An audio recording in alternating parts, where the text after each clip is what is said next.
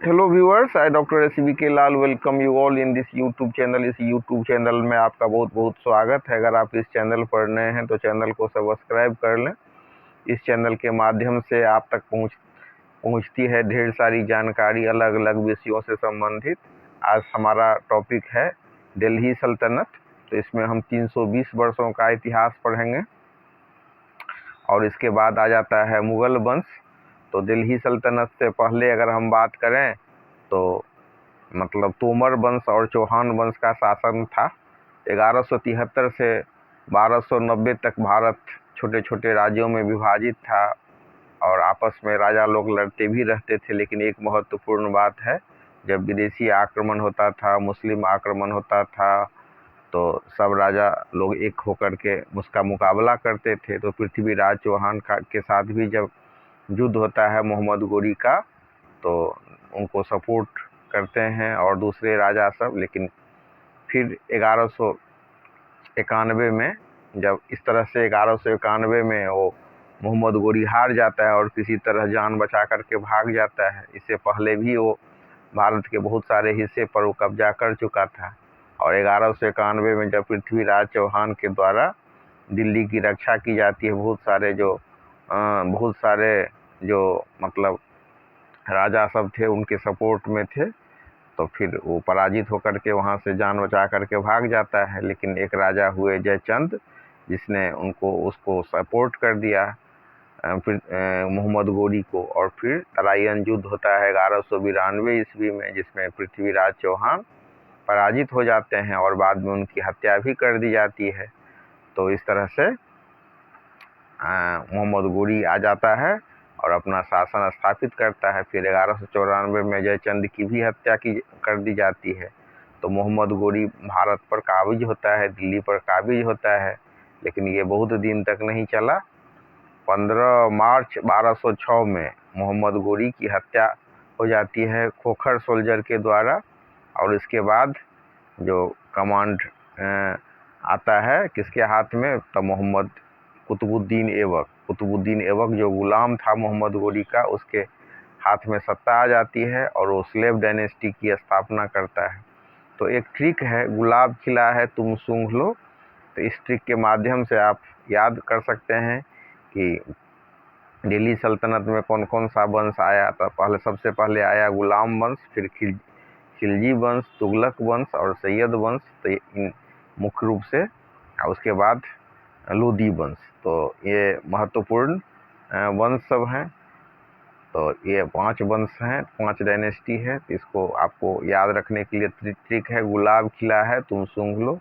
तो इसमें कौन कौन सा वंश आ गया? 5 वंश, गुलाम वंश, खिलजी वंश, तुगलक वंश और सैयद वंश।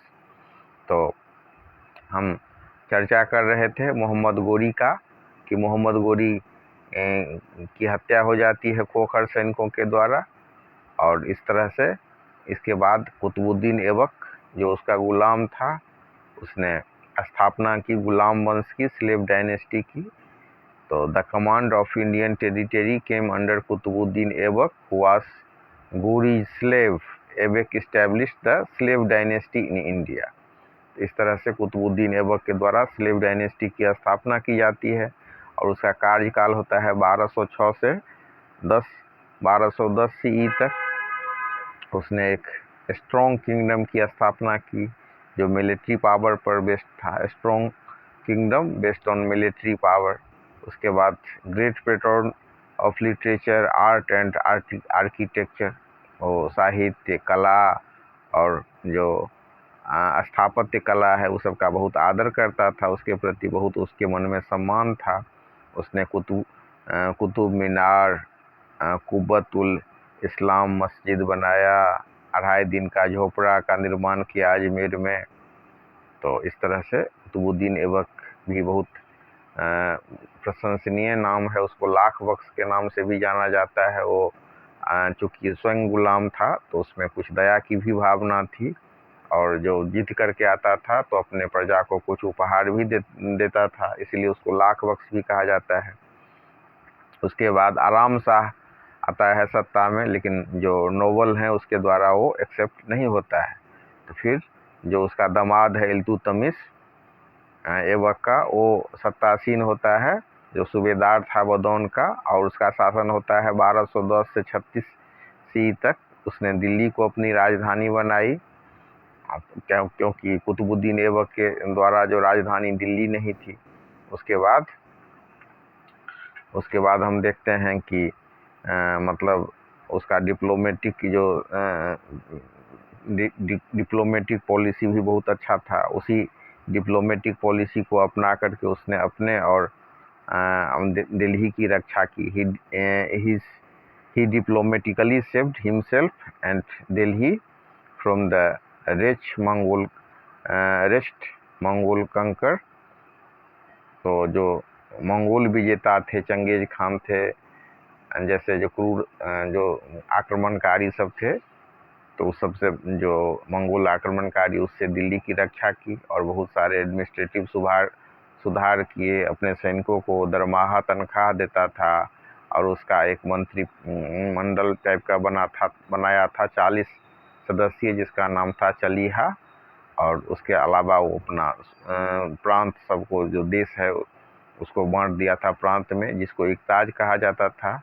और जो सिल्वर कॉइन, टाका, कॉपर कॉइन, जीतल, ये सब का भी उसने प्रचलन करवाया। और उसने पाया कि उसका बेटा उतना सक्षम नहीं हो सकता है, तो अपने बेटी रजिया सुल्तान को अपना उत्तराधिकारी नियुक्त किया।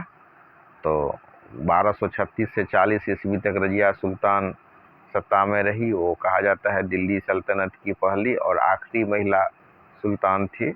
बहुत बहादुर थी, बहुत सारा रिफॉर्म करना चाहती थी, लेकिन मतलब जो नोबल थे वो नहीं चाहते थे कि उनका जो बॉस है, उनका जो सुल्तान है, वो कोई महिला हो। तो उनके विरुद्ध में षड्यंत्र रचते रहते थे। अंतिम में युद्ध करके जब वो लौट रही थी, तो फिर वहाँ पर भी उसने एक पॉलिसी काम लिया था।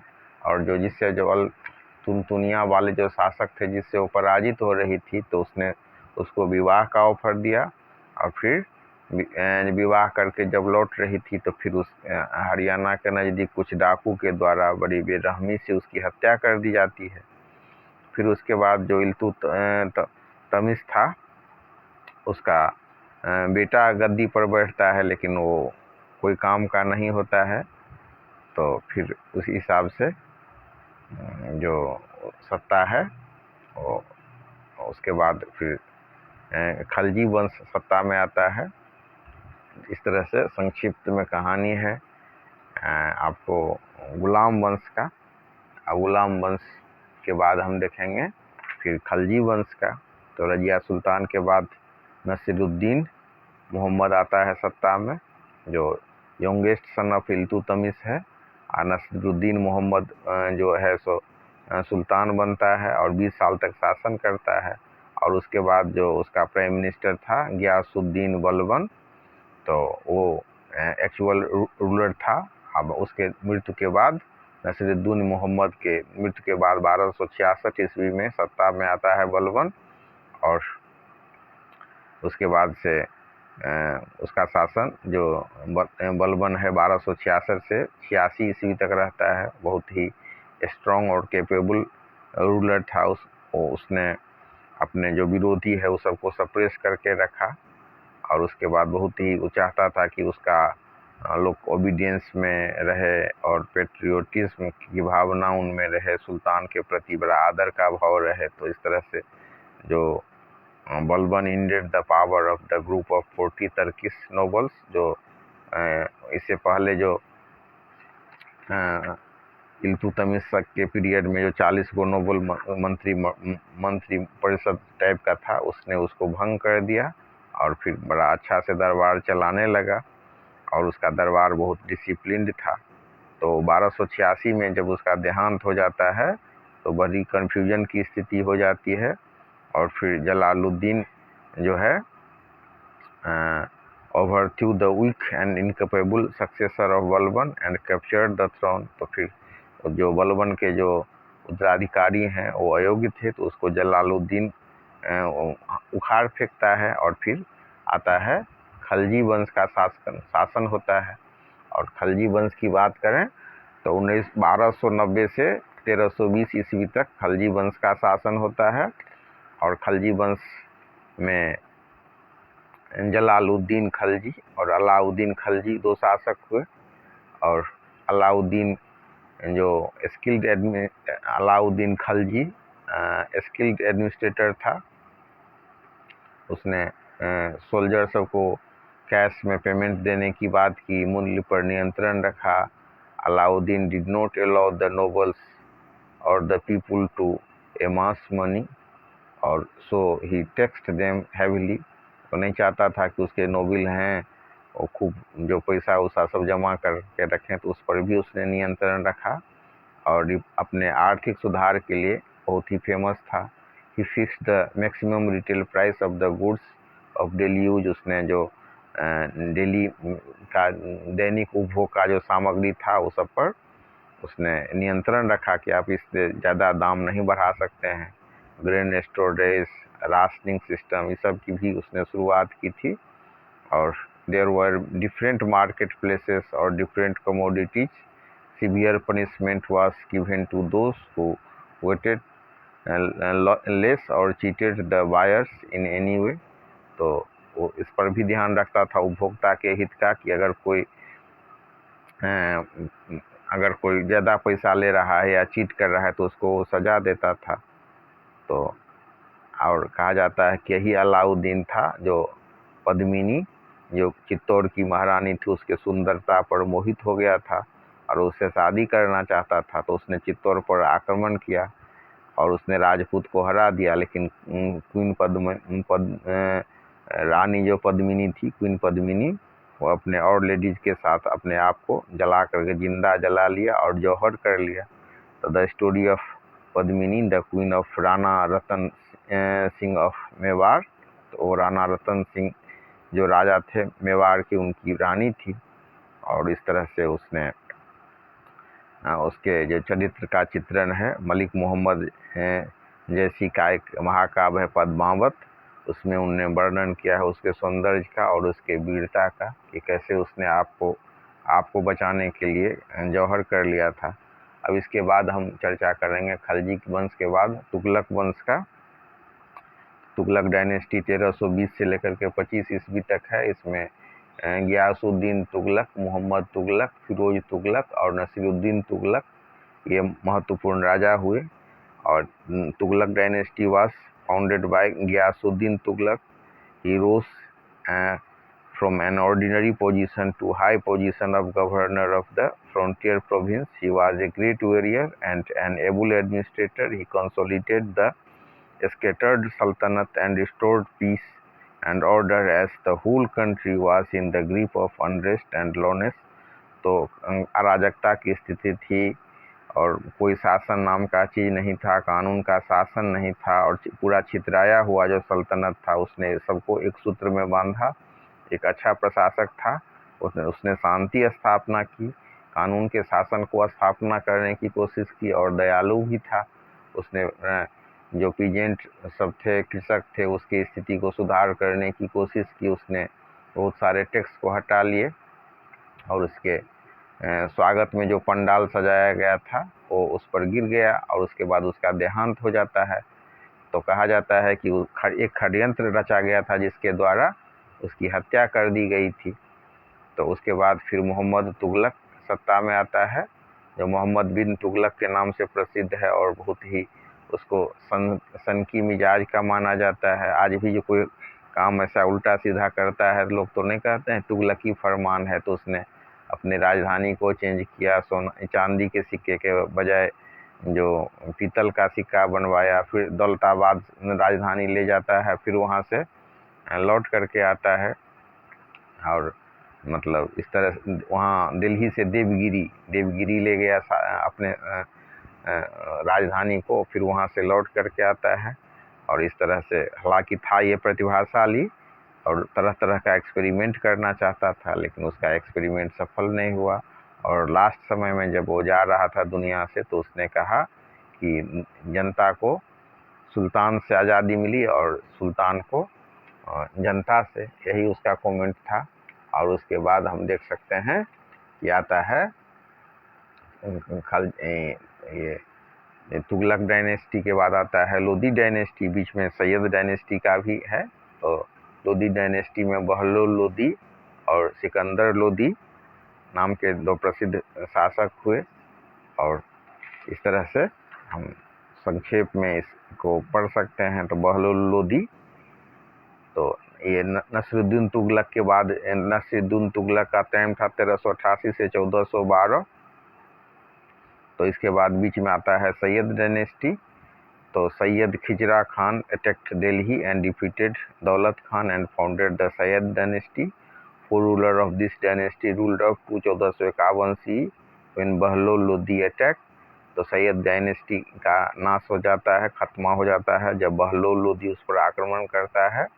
बहलोल लोदी जो था वो बहुत ही एबल रूलर था और कॉम्पिटेंट जनरल था। उसने he did not rule like a sultan but a feudal Lord.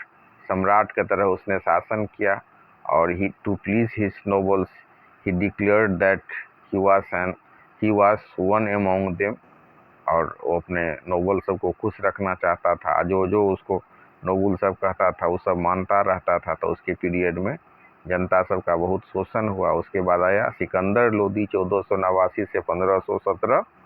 तो Sikandar Lodi succeeded his father in 1489। He was generous towards the Muslim and ulemas. He help the poor Muslim. वो बहुत ही Islamic type का आदमी था और मुस्लिम सबको बहुत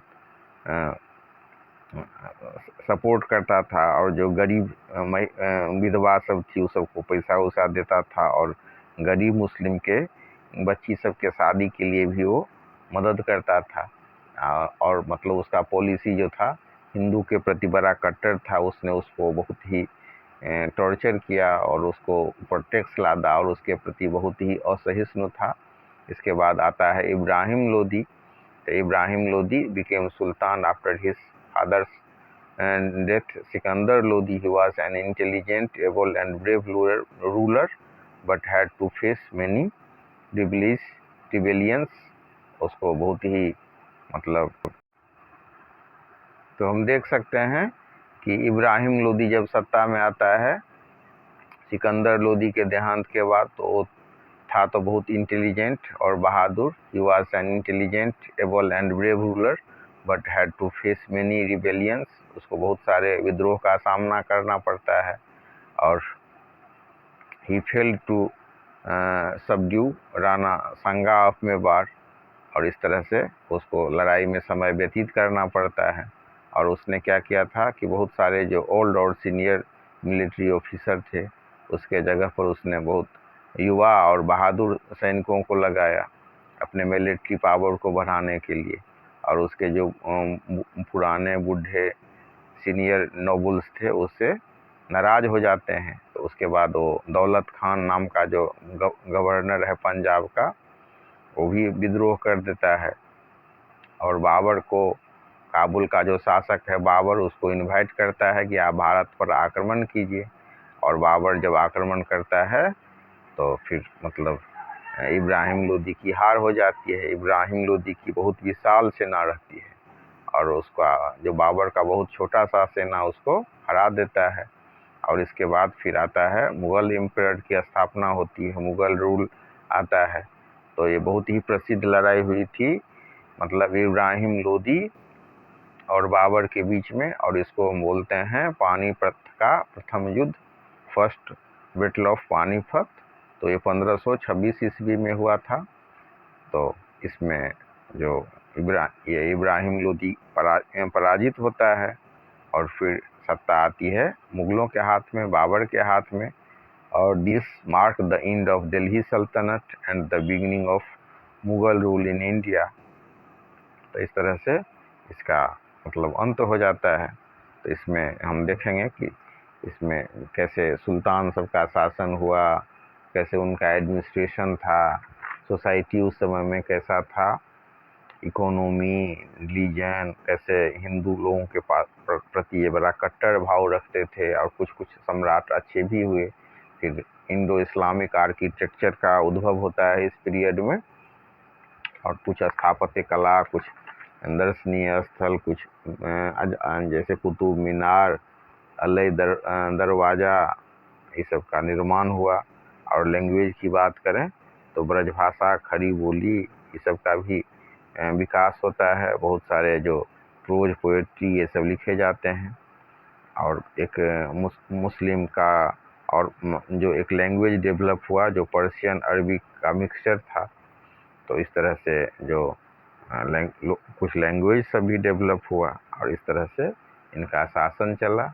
और फिर जब मुग़ल वंश आया तो फिर उसकी अपनी कहानी है, कैसे उसने शासन किया और कैसे मतलब उसका सूत्रपात हुआ। फिर तो हम जब मुग़ल वंश पर बनाएंगे, मुग़ल एम्परर पर बनाएंगे वीडियो, तो उसको आप देखिए और कमेंट